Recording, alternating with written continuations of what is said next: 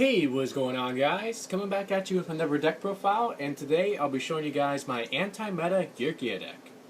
So starting off with the monsters, we of course have the triple Geargia armor. When he's split face up, you can add a Geargia monster from your deck to your hand, and then once per turn you can flip them back face down. So just basically the way that you're able to gain a lot of advantage and be able to search for the Geargia monsters that you need. Then I do run the free Geargia arsenal. He gains 200 attack for each Geargia monster you control, and then you contribute him to special summon a Geargia monster from your deck, which is typically going to be Geargia armor. Then I also run the free Geargia accelerator.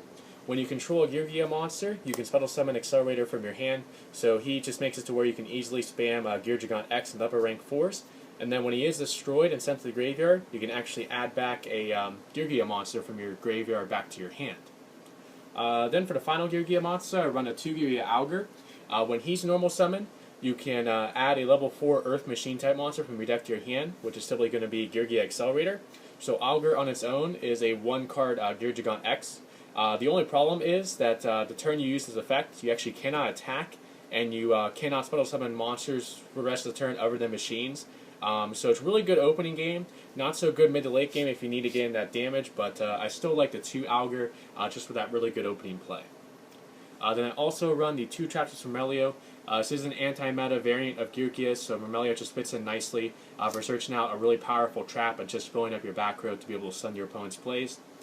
Then for the final monster, I do run the Full Thunderking Ryo, since he is the granddaddy of all anti-meta, and he's just a really good lockdown card against Cleaforts and Necros especially. So that is it for the monsters. Now on to spells. So starting off for consistency, we have the triple Upstart Goblin and double Pod Duality.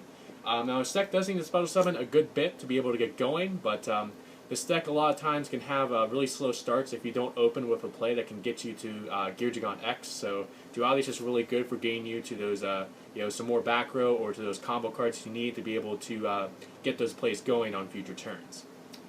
Then for 1-0s, we have the 1 Book of Moon, the 1-dimensional Fissure.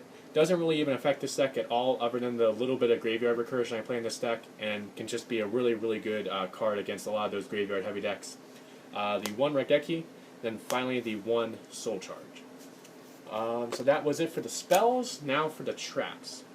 Starting off, we have the triple Fiendish Chain, really good for effect negation and attack stopping. The triple Mind Crush. So many decks out there really like to search. They play open-handed anymore, so Mind Crush is just really good for sniping cards out of their hand and also gaining that knowledge of the other cards that they have in their hand. Then I do play the 2 Call the Haunted for more graveyard recursion. It's especially good in this variant because you can not only bring back your Geargia monsters to make, say, Accelerator live, but you can also bring back Thunderking Ryo to stun those searches. You can also bring back Traptrix from Melio to pop an opponent's spell or trap card as well. Then I do play the 2 Mirror Force, combos off well with Dimensional Fissure and Macrocosmos, and just protects your boards as well. Then for the Mermelio search targets, we have the 1 Bottomless, the 1 Trap Hole Nightmare, and the 1 Void Trap Hole. As I said in my Volcanic Traptrix video, the biggest reason the 1 Void Trap Hole is because there are monsters of 2000 or more attack that either have effects that are immune to destruction, or they have effects that don't have to activate the turn of their special summons, so that's why I do like the Void Trap Hole, just because it hits those cards that Nightmare normally would not hit. Then for other 1-0s, we have the 1 Jar of Avarice. Even though this kind of does conflict with Dimensional Fissure and Macrocosmos, it's just really good because with the limited amount of Geargia monsters you have and the amount of searches you have in this deck, you can really easily run out of steam and run out of Geargia monsters, so Jar of Avarice is just really good for recycling those and getting your engine going again. Then we have the 1 Macrocosmos, 1 Solemn Warning, and 1 Vanity's Emptiness. So that was a 40-card main deck. It was 14 monsters, 9 spells, and 17 traps. Now on to the extra deck. So starting off, we have the standard free Geargia X. Even with this having kind of a smaller Geargia engine in the deck compared to some other Geargia builds, you can very easily go into free Geargia X in the game. It's basically your boss monster. It's the card that gets you the most advantage out of all the other XZs, so that's why I do run 3. Then for some other rank 4s, we have the 1 Abyss Dweller, Cairngorgon, Castell, Dark Rebellion, the Augusta Emerald, which I currently do not own, but I highly recommend because, again, you can run out of those Geargia monsters really quickly, and if you don't have Dimensional Fissure or Macrocosmos, you can very easily get to free monsters engraved to be able to recycle off of the Augusta Emerald.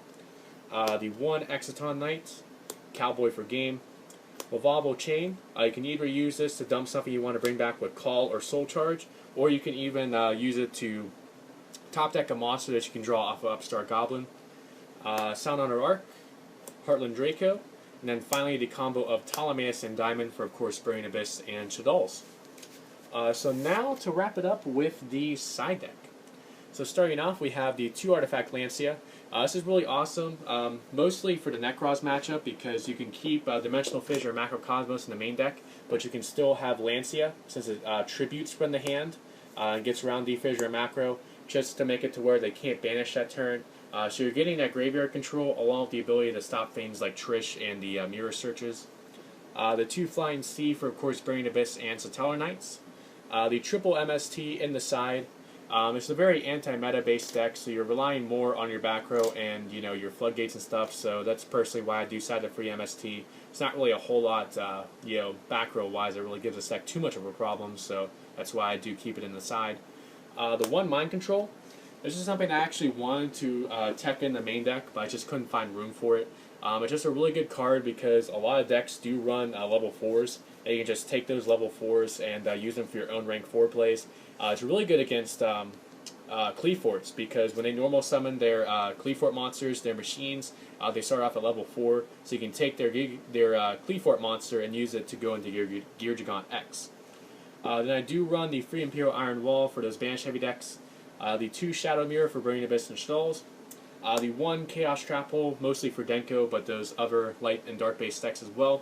Then finally the 1 Time Space Trap Hole, which will usually come in for Traptor Trap Hole Nightmare for Burning Abyss and Cleaforts. So that is it for my anti-meta Geargia deck profile, guys. I do hope you guys enjoyed it.